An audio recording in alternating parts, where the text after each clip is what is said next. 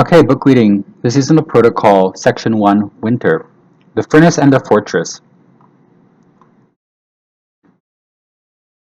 So, timeline is going to be from December to February.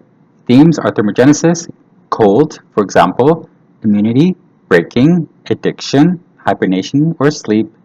Total items is 80 days. Okay, so kind of like a meditative book of, with this, days, and you can read a thought per day, or you can kind of tackle it however you like. Okay. Um, okay, so that's your theme. Let's start with the first one. Part 1, the wake-up call. We'll just do one per reading. Winter, day 1. So, winter's a good place to start. First, you'll see my words, then you'll see the directive, which is a way to think about my words.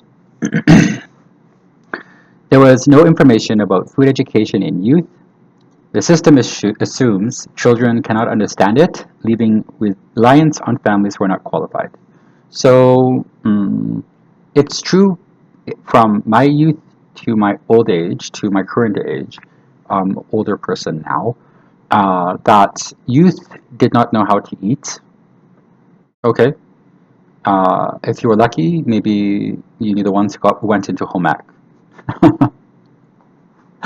I don't know if they did a good job in home ec, but at least they tried to understand the economics of a home. Okay. A part of the economics of a home is food. Do you know? It's not the same as nutrition, but for me, I would like to know that if you have a rational opinion about food, then it can come from a method where you use economics to think if you increase something, then you have to increase something else, or decrease something else, or you have to trade off some of this or some of that. So that would be really awesome for youth, for example.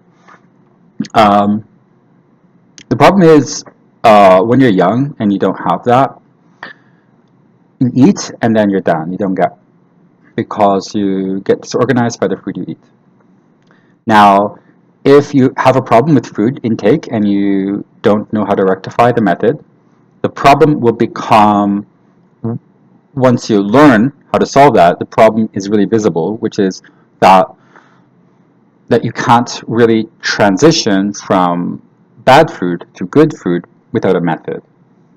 And the symptoms, which are persistent, will be in the way of that transition.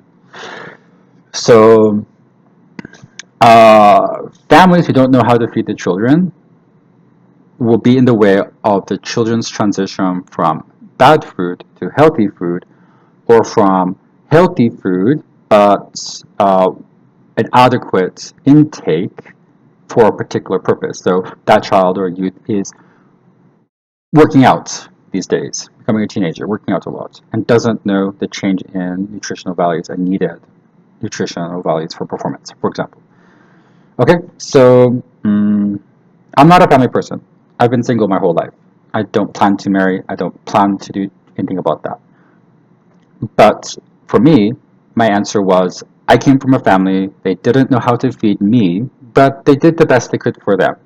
They understood how they ate. And sometimes people don't match. Family should not be in charge of your food, because a family as a unit of society is not innately competent in feeding each other.